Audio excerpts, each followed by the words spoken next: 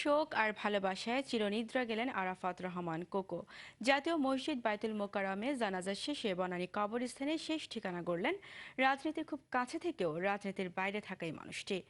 শেষ বিদায় তার মাগফিরাত কামনা করলেন শুভাকাঙ্ক্ষীরা।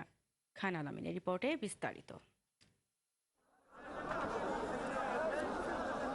এখানেই নয় জীবনের শেষ, মরণের পরে রয়ে যাবে জীবনের রেশ। আরাফাত রহমান কোকোর জানাজায় লাখো মানুষের উপস্থিতি আর মাগফিরাত কামনা বুঝিয়ে দিল এ যেন আরেকটা জীবনের শুরু। জাতীয় মসজিদ বায়তুল মোকাররমে কোকোর জানাজায় ইমামতি করেন খতিব মাওলানা সালাউদ্দিন আহমেদ। এতে অংশ নেন ২০ দলীয় জোটের নেতাকর্মী ও শিক্ষক সাংবাদিক সহ নানা শ্রেণী পেশার মানুষ। মসজিদের সীমা ছাড়িয়ে মানুষের কাতার ছড়িয়ে যায় বায়তুল মোকাররমের দক্ষিণ গেট থেকে মহানগর নাট্যমঞ্চ, গোলাপশাহ মাজার ও জিপিও পর্যন্ত। উত্তর গেট থেকে পল্টন ও দৈনিক বাংলা মোড়সহ আশপাশের এলাকা ছাপিয়ে যায় মুসল্লিদের ঢল। জানাজা শেষে মসজিদের দক্ষিণ প্লাজায় ২০ মিনিটের জন্য রাখা হয় কোকোর মরদেহ। এ সময় ফুলে ফুলে ভরে ওঠে সাবেক রাষ্ট্রপতি জিয়া ও খালেদা জিয়া দম্পতির ছোট ছেলের কফিন।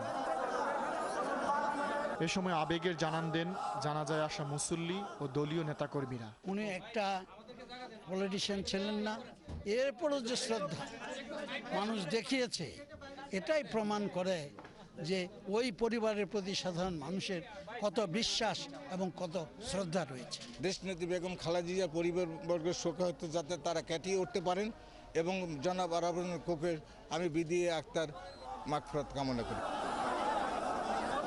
এবার যাত্রা বনানী কবরস্থানের দিকে। 18 নম্বর ব্লকের 1838/147 নম্বরের 3.5 হাত মাটির ঘরে পরম আদরে শায়িত হলেন জিয়া পরিবারের এ সদস্য। বিদায় শোকের, তবে তা যদি হয় অনন্তকালের, তখন তা যেন ছাড়িয়ে যায় কষ্টের সীমা।